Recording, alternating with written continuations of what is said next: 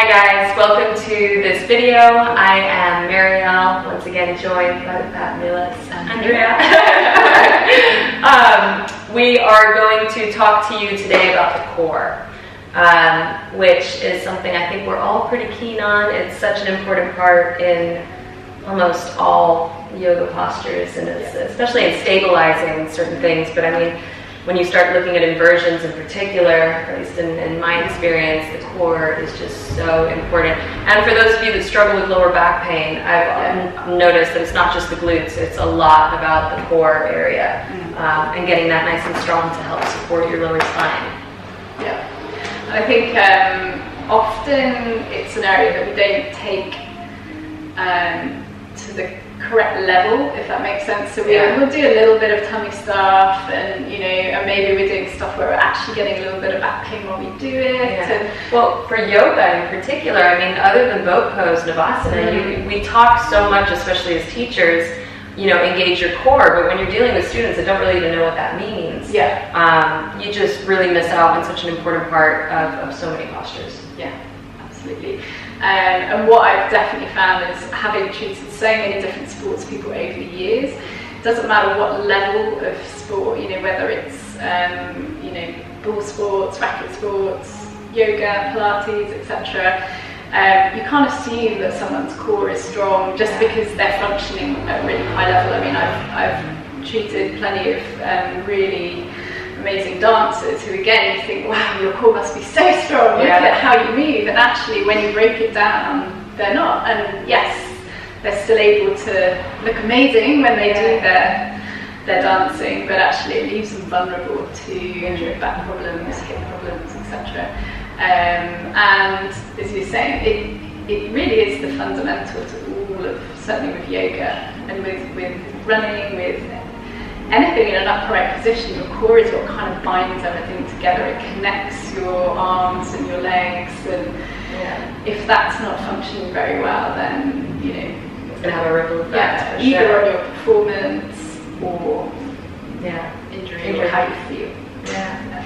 Cool. So what have we got for today? Wow.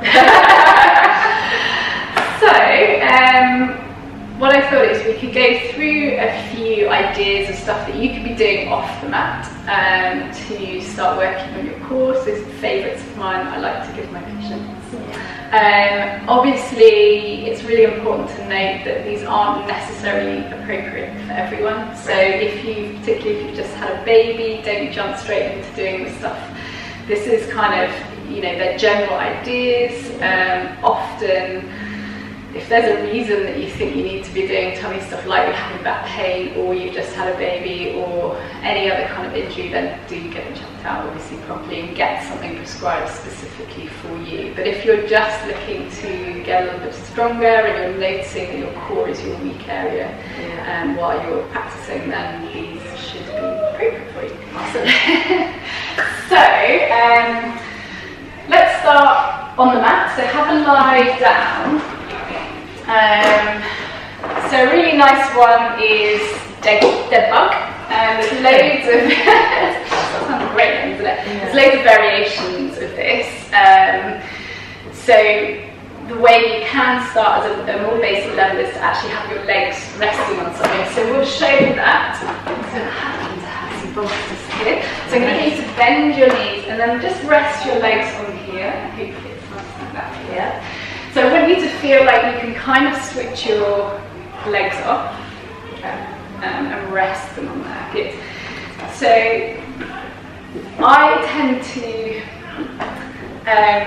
go a little bit against the grain of the Pilates theory, which is very much that in Pilates you keep a small arch in your lower back when you're doing a lot of your ab work. Oh, really? Whereas I tend to teach people to flatten their lower back into the ground.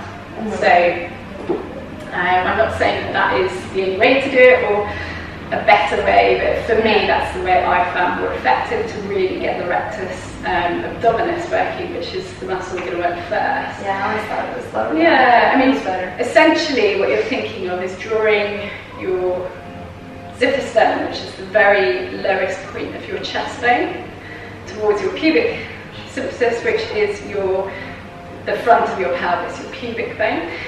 That's where the muscle, the rectus abdominis, attaches between those 2 points. So you want to draw them together to contract and shorten the muscle to work it. Yeah. So it's almost like having the back of your ribs all the way down to like the sacrum on the mat. Like straight. So your entire spine flattening into the mat, Yeah. and you should then feel that your tummy switches on.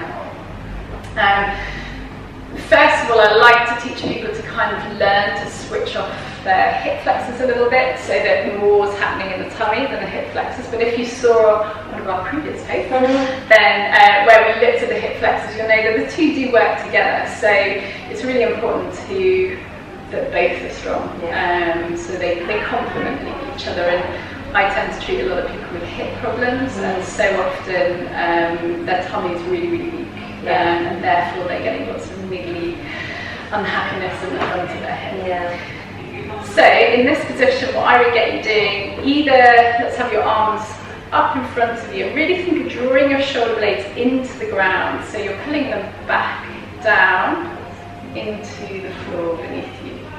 So you're thinking more of retracting rather than protracting. So drawing back. Great. And then at the same time, make sure that you're not shrugging your shoulders up. Great. Try and keep that connection with your shoulder blades into the ground, and then at the same time really press your entire spine. So particularly that lower part of your spine, feel your tummy start to switch on. Make sure it's really drawing in rather than just sort of puffing out or bracing. So I think that's something I've learned a lot of people do, is they brace their core, so they just kind of rather than actually draw it in to engage and protect. And that's where actually people find that they're more vulnerable of having disc problems and stuff like that in their lower back if they're bracing their muscles. So keeping that back super flat, not letting it come away at all. See if you can just lift one knee off and bring it to a 90-degree position. Then place that back down. And then swap legs, so don't let your back come away at all. Really see if you can draw your tummy towards your spine, that's it, good. And then lower that leg down. As you transition from one leg to the other, you're trying not to let anything move other than the leg. So ideally not feeling your hips shifting. Fantastic, well done. Good, good, good. So this would be a starting point. God, it goes better. Lift your feet and slide those away. So then if you want to place your feet down on the ground, do exactly the same thing again. So bring your arms back into that upright position, flatten your back. And then you're just moving through with a slightly bigger range of motion. The one we just did can be really nice for people who are having a little bit of mild back pain and maybe don't feel that confident with it. It's a nice way to start. And so make sure as you come up, you're only coming up to a 90-degree position. It's hard not to get the body to move. Yeah.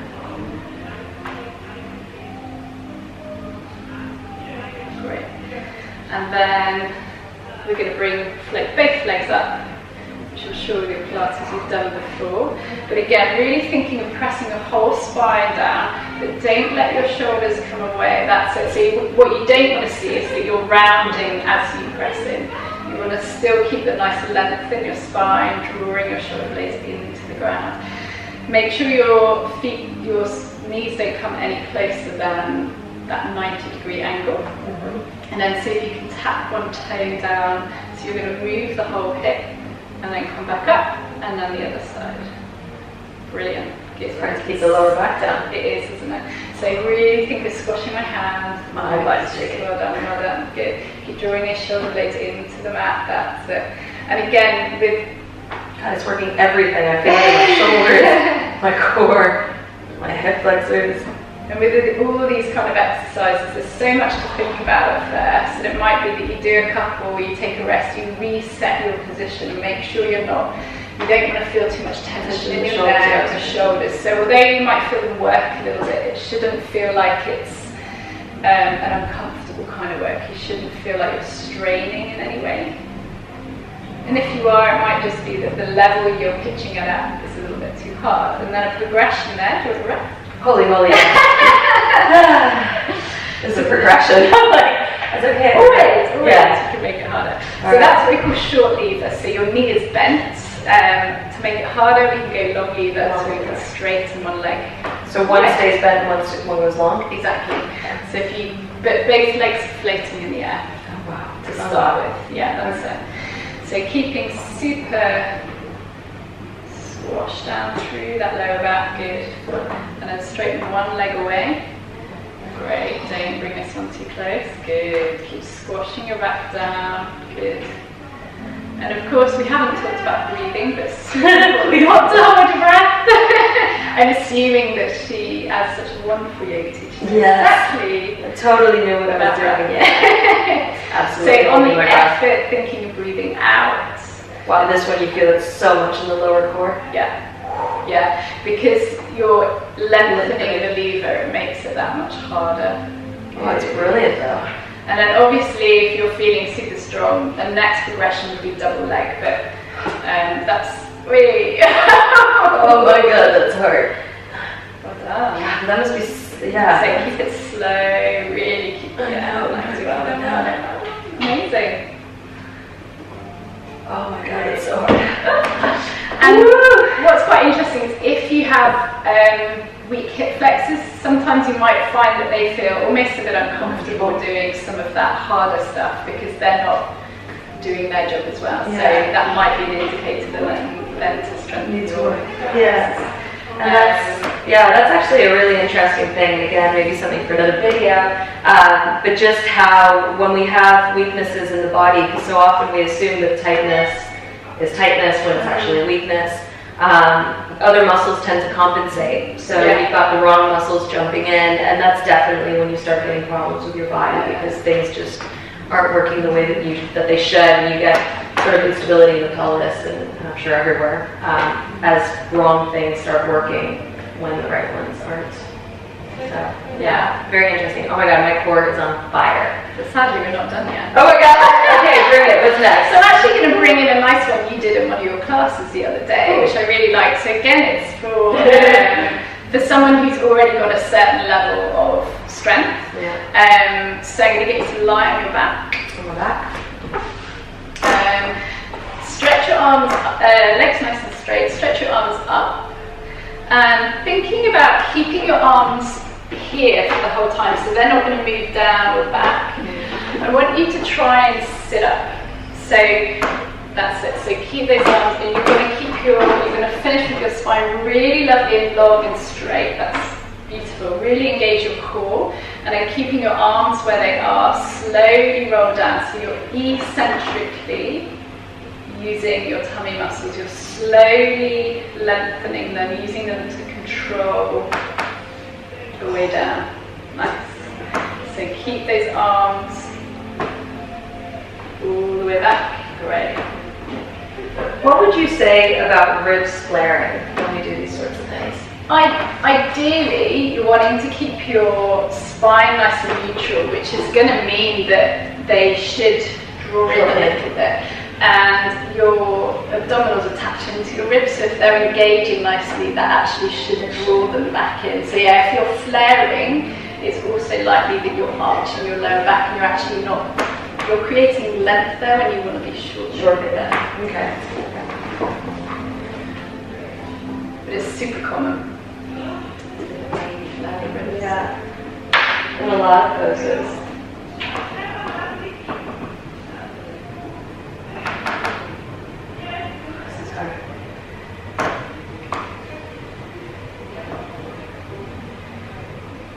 Yeah, really well controlled. So that's ultimately when people are rib flaring, it's normally just that they don't quite have the right idea of what a neutral spine really means. Yeah. And a lot of the time when you tell people to come up taller, come up straighter, they'll do this.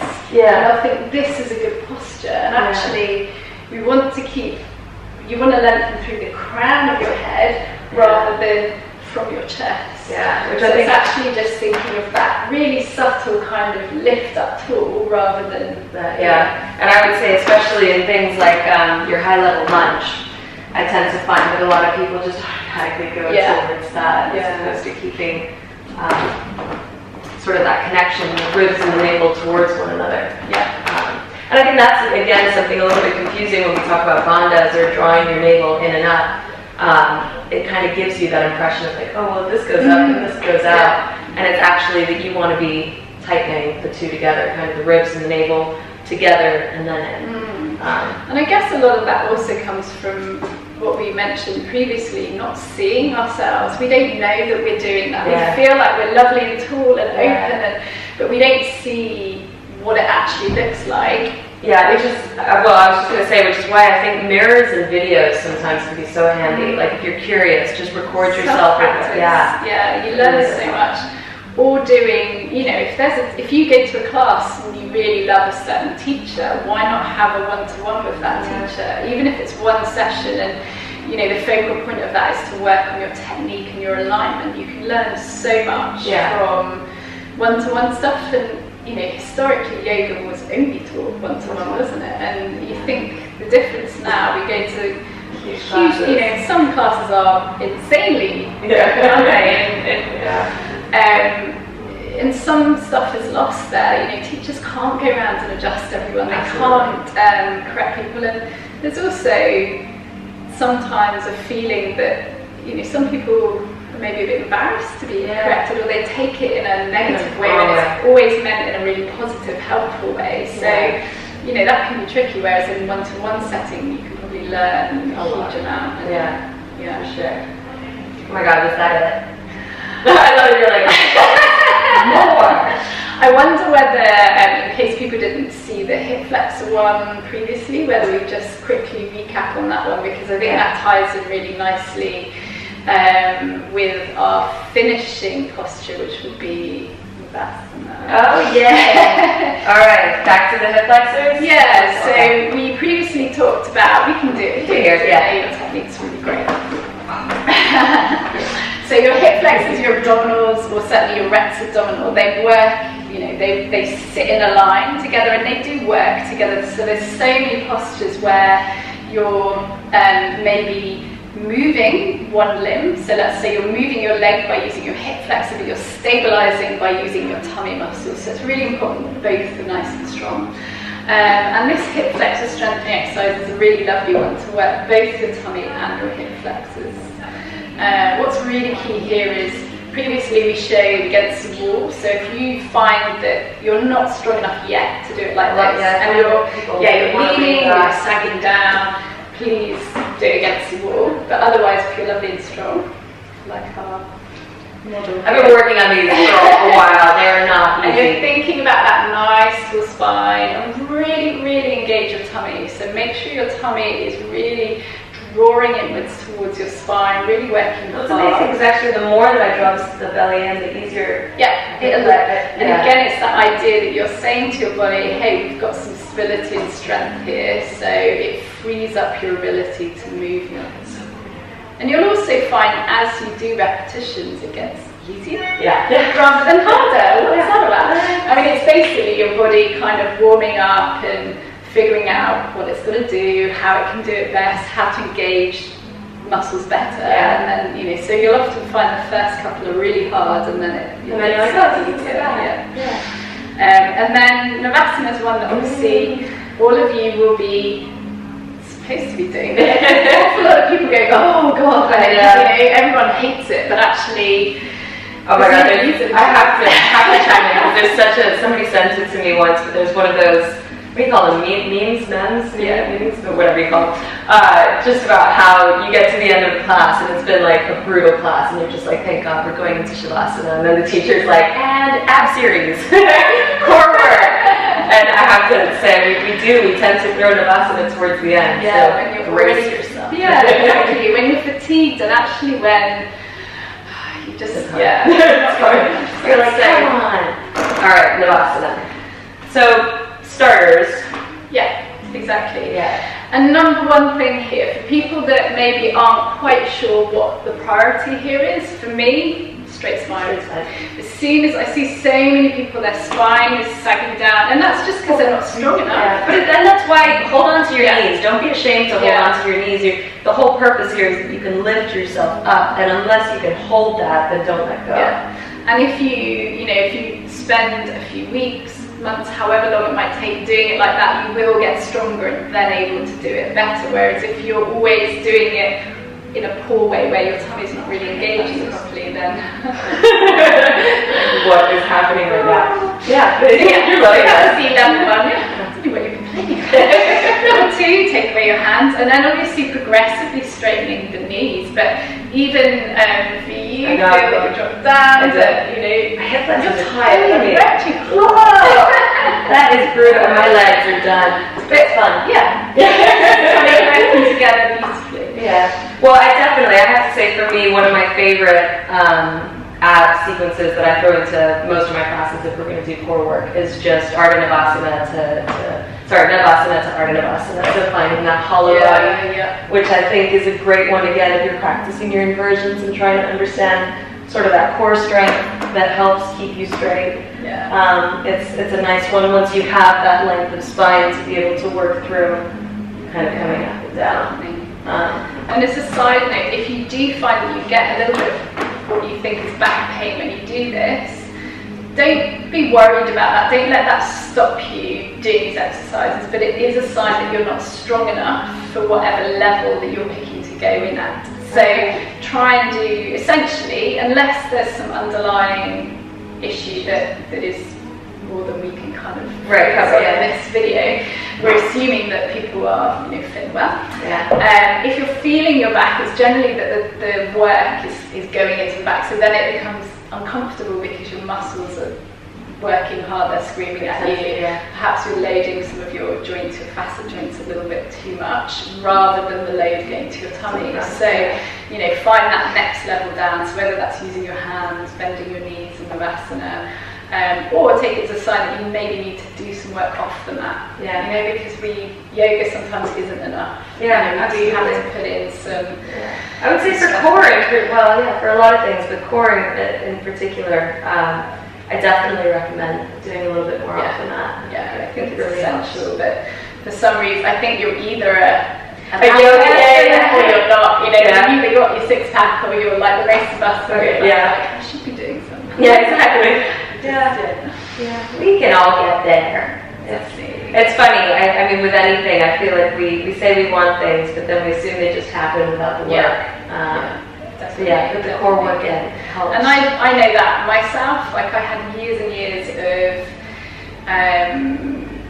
mild back problems, so nothing significant, but a niggle in my back, and feeling that I couldn't do certain ab exercises and shying away from doing them altogether and just saying, oh, I can't do anything with my legs out. No, my back doesn't like it. And actually, I just needed to get to do the exercise. Yeah. And now that I am, I'm like, oh yeah, actually, my body can do anything as long as I put the effort into work in. I think that is like the most important message. There is nothing that we can't do, but it takes work. Yeah, for sure.